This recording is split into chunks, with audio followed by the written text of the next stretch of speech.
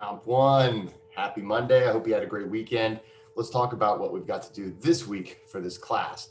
Real quick before I begin, I just want to say that if you're confused or if you need any help from me, I'm happy to talk to you in my virtual office hours, Monday, Wednesday, Friday, during the 8 a.m. hour. Tuesdays and Thursdays, I'm in my office between 1 o'clock and 3 o'clock. It's going to vary depending on the day. So on those days, if you want to talk to me, of course, you can always try to drop in, but I always recommend just email me and say, hey, Professor Coomer, do you mind if we make an appointment to talk? And I will be very happy to talk to you. I've already had a great opportunity to talk to quite a few of you about questions you have about the class, or just making sure you're understanding what we're doing. This is a virtual classroom, and it's not a typical way for us to do this kind of instruction. So we've got to be flexible. And so if you have any questions, please don't wait until it's too late, okay? Because it's easy to catch up if you're just a week or so behind, but it's whenever we're like 2 or 3 weeks behind that, okay, maybe it's a little harder to catch up. And sometimes it's just downright impossible. So at this point, there's no way that you can be far behind. We're only starting week 3, and week 1 was a short week. So it's a good time if you're falling behind or if you're a little confused. Just talk to me. I promise that there's no situation right now that's outside of our control, or at least outside of our ability to help you catch up. So join me in my virtual office hours, and let me just show you how to find that. Let's see here, where is that? Okay, so if you go over to the faculty tab, if you just click there, and then right here is my virtual office that you can just put in your browser, and it goes to my Zoom, my virtual office, and I'd be happy to talk to you. So again, that is there for you. And if you have any questions, I can't read your mind, and I am doing the best I can do to make myself available to you. So on Mondays, I am not only in the office just between the hours of 8 and 9, I am in the office, my virtual office, pretty much all day. So between 8 and right around 3 o'clock on every Monday, I'll be, even if I'm walking around or doing some other work, I have my laptop with this Zoom open. So I'll see your name pop up, and we can talk. Now, if someone is with me in the office, or if I'm away from my office for just a minute, my virtual office, well, then just be patient. Or you can always email me to make an appointment, and we'll make sure to get together. So let's take a look at what we're doing right now. I just had the syllabus pulled up. And this is something for week 2. I actually, normally I'm going to give you a Friday reminder. This past Friday, I should have made a reminder for myself to make you a reminder, because I forgot to put the reminders up there. But just so you know, there was nothing that you needed to hand in last Friday. And so really what we're doing, and all the things on these lists, unless it says complete, or unless it says actually to hand something in, you're not going to hand anything in. And if you take a look, week three is more just work. And this first essay, we're going slow because I want you to understand how everything works. I know people are having a hard time sometimes getting textbooks. The first part of the semester can be kind of difficult outside of the classroom. So I try to make the inside of the classroom stuff nice and easy and slow to make sure everybody gets a nice idea of how this rhythm is going to work. All the rest of the essays will be moving faster. But essay 1, we go nice and slow, and you will see that our essay is not due until Friday of week 5. All right. So week 5 is when this essay is due. That's when you're going to hand things in. If you've already, some of you guys, I think just 2 of you handed in your final draft.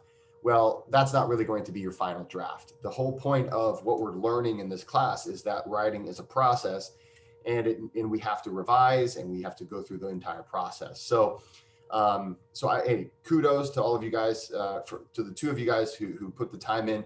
But I do want to encourage you, and this is also after having taken a look at your essays, we're going to be doing a lot of revision and improving to those. So it's great that you've got a good start, but remember, we're not handing this essay in until week 5 on Friday. So this is week 3. So literally we have week 3, week 4, and week 5 before we're done with this essay. Okay. So just kind of keep that in mind. I want this to be a really good essay, guys. And so what that means is you'll need to take your time and do it right. So let's take a look at what we're doing for week 3.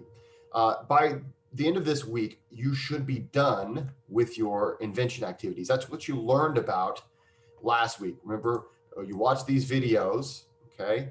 And I would assume most of you guys started this process back then, but by Friday of this week, you need to be done with your audience awareness paragraph and your brainstorming, clustering, and free writing. Now, again, you're not handing it in, but you're done with it so that you'll be ready to hand it in when it's time. And that's, again, with your essay in week 5. This week, we're going to be learning about thesis statements, and we're going to be learning about outlines, and I'd like you to begin your outline. So this week is primarily just dedicated to learning and to starting to apply the things that you learned. So we're really trying, the main focus of the beginning of this class is learning the writing process. So if the lectures, I'd like you to take a look. It's in the Essay 1 folder, just like everything else we're doing. You take a look at the lectures for Essay 1. At the end of this week, you should have watched every single one of these lectures, except for the discussion boards. That comes later. But there's one on thesis statements. There's one on outlines. Audience awareness, you've already looked at. You've already looked at invention. You've already looked at the writing process, and you've already looked at the Essay 1 primer. But if you haven't, make sure to do that. And I highly recommend, the reason why I recorded these in these shorter videos is so that you can always go back to them. So I highly recommend going back to them, looking them over, reviewing them. Remember, the goal, especially the reason why we're going so slow in the first essay is because we're trying to learn the writing process. After that, then the essay itself will become more challenging, and the whole point is by the time the essay gets more challenging, essay 2, 3, and 4, they're far more challenging than simply, hey, tell me a story where you learned a lesson, okay? But the whole point of what we're doing right now is that you'll learn the writing process so you can apply that writing process to these more complicated essays that we're going to get into in the rest of the semester. Now, I say they're more complicated, but let me tell you, thousands of Comp 1 students before you have completed them successfully, and you can too. So just because they're a little bit more complicated, a little bit more challenging, doesn't mean that you can't do them. The whole point of what we're doing right now is getting you ready for that. So this week's a pretty easy week, as long as you're keeping up. The whole point of this week is that you should be done with your audience awareness paragraph and your brainstorming, clustering, and free writing from last week. And you should learn about the thesis statements and the outlines, and then you're going to begin your outline. Okay, so that's why it's especially important to watch these videos. And there's a video here on outlining. This will tell you how to outline this particular essay.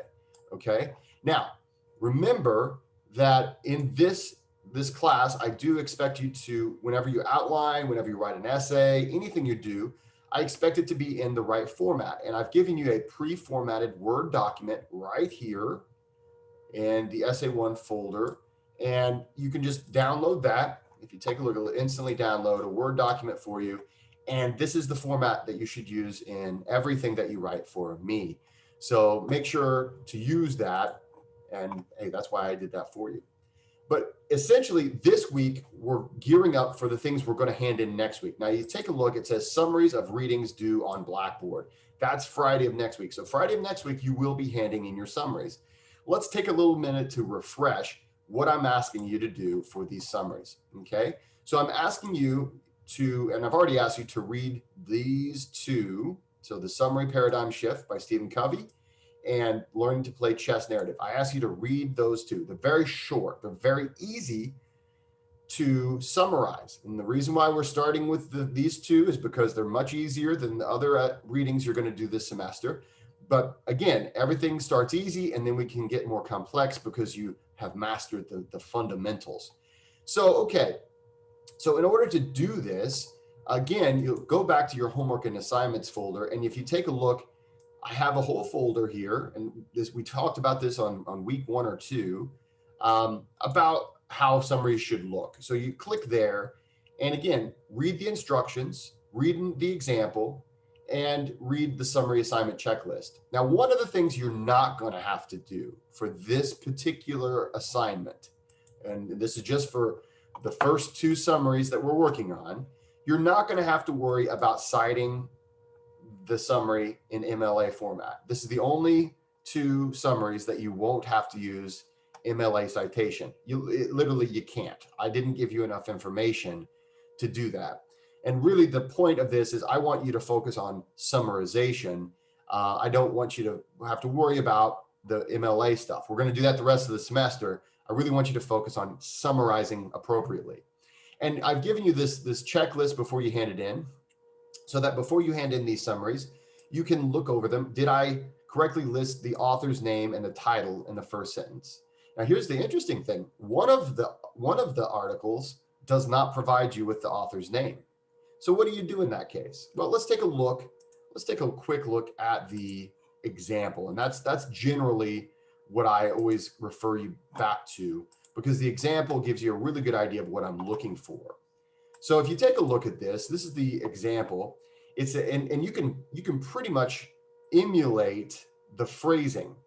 And in the article, most people will use those first 3 words in every summary they write this semester. And you can too. It's totally fine for you to do that.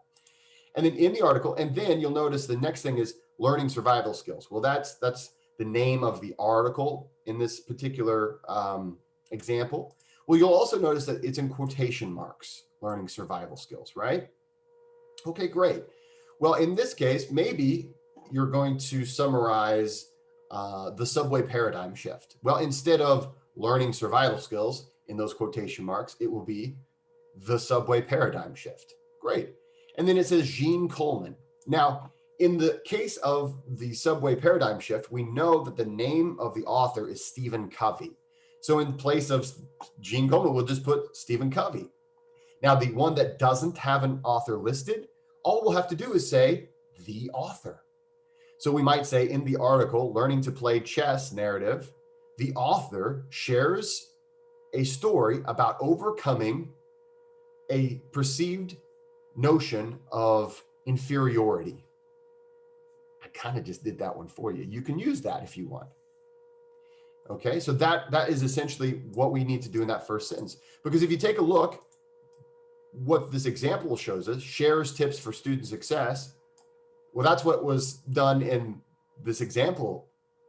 But for us, we can say in the article, Learning to Play Chess narrative, the author shares a story about overcoming the perception that one is inferior, or shares a story about overcoming a sense of self-inferiority.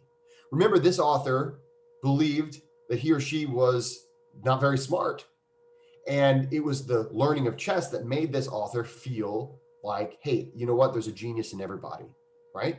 So that's how you have to kind of think about what is this author trying to do, right? And that's what you'll put there. It has to be in your own words. It has to be something you think of. Of course, I just helped you just now, and that's okay. You can use my words today. I just want you to think about, okay, why is it that Professor Coomer said it this way? Now, the next sentence, in the example, she believes these guidelines will help the community college students, blah, blah, blah, right? So this is essentially the main idea. Well, the author makes it clear that the author believes everyone is a genius in some way. So you might say, this author believes that everyone is a genius in some way. Great. The first 2 sentences really are kind of the hardest, because you have to decide what the author is trying to do, what the main idea is. And that is something you have to use your brain for. You can't, there's no sentence in an essay or an article that's going to tell you that. You have to decide what that is. All the rest of this is just a play-by-play of what happened in the article. And if you see the example here, one of the guidelines encourages students to be more realistic in planning their career options and consider how their college classes will help them secure a job in that field. Another suggestion, okay, da da da da da. A third recommendation is da da da da da. So in the case of summarizing a narrative, we would say the story begins in a, okay, right? You talk about the different things that happen in the story, right? And you can pretty much go paragraph by paragraph, especially in these narratives, because each paragraph gives you a different station or a different part of time in the story. So for the subway paradigm shift, you might say the story begins in a subway cart on a quiet Sunday afternoon, right? And again, you're putting it in your own words, you're summarizing what happened in that paragraph. Suddenly, children came into the subway cart and made so much of a ruckus that that Mr. Covey was very disturbed. Okay, and then maybe the next sentence you might say, the author felt like he should say something to the father to help to tell the father to make the kids be quiet. Okay, the father eventually told the author that their mother had just died and that he didn't know how they were going to cope with that. And then maybe the next sentence might be, this is what made the author feel that his paradigm had changed and now he saw things in a different light. Boom, done. It's that simple.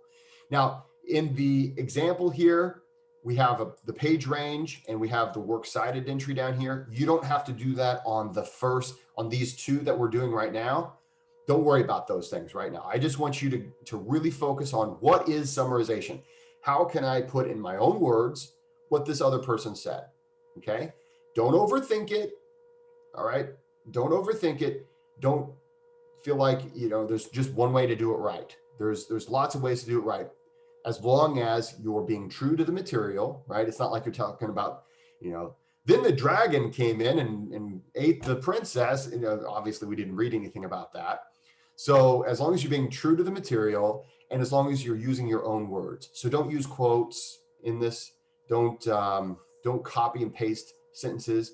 Just use your own words and be true to the material and you should be fine. And again, if you need any help, let me know. Come to my office hour. I'll be happy to help you. But also, I've got the instructions right here. Those instructions take you through. Okay, your introductory sentence, your main idea sentence. Great. Those first two sentences are kind of the ones where you have to think what is really happening in this reading. And then, boom, the rest of the sentences are essentially a play-by-play, what happens in the article. Okay. And then, of course, you use your own words. Never offer your own opinion. So don't say that it was a really good article or a really inspiring story. You don't need to give any of your own opinion. We're looking for about 5 to 10 sentences. And then again, on these first two summaries we're doing in the semester, don't worry about citation. So don't even worry about number 7 or number 8. Okay. So it's that simple. It's that straightforward. And I know it sounds really easy for me to say that in this video and you're like, hey, you can watch what I just did over and over again. That's why I gave you the video. All right. So having said that, let's see here. I am going to go ahead and just say, guys, have a great rest of your week. I'll just cover one more time what we're doing. And let's see here. Again, this week, focus on you got to complete your brainstorming, clustering, and free writing for this essay. Really do lean into it. Really try to make sure you understand what I'm asking you to do. So you can rewatch those videos and really take a look and really just do your best. All right. You're also going to complete the audience awareness paragraphs for essay 1. Then take a look at the rest of those videos, learn about thesis statements, learn about outlines, and begin your outline for essay 1. So just beginning that. All right, guys, thanks so much. And I will wish you a great week.